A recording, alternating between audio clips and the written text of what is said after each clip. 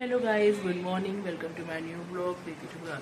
Guys, good morning हो गई है और अभी हम जा रहे हैं हल्दी पे। और हल्दी का किसी ने भी आउटफिट नहीं पहना, सबने कलरफुल पहने हैं, मतलब कुछ भी कलर के पहने हैं कपड़े। तो मैंने कुछ ये लुक क्रिएट करी है, ये रेड कलर की, इसने ब्लू, पर्पल, रेड, येलो, सबने कलरफुल पहने हैं। तो गाइस, मिलते हैं आपसे हल्दी में जाके। सब चले गए हैं, बच्चे भी चले गए, ये भी चले गए, तो मैं आपको वहां पे जाके सब दिखाती हूँ। ठीक है गाइस, वाह भाई। लाइक शेयर सब्सक्राइब शेयर कर दिया करो यारो, दोस्तों, सब लाइक करो, सब्सक्राइब करो, शेयर मत भूलना। वाह भाई, मिलती है आपसे हल्दी पे जाके। लक्षित हम चाहते हैं कि आप लोग अपने मेन स्टेज पर आ जाए ताकि सभी लोग वहाँ पे सेटल हो जाए, क्योंकि जहाँ पर आप होंगे वहीं पे सब लोग रहेंगे।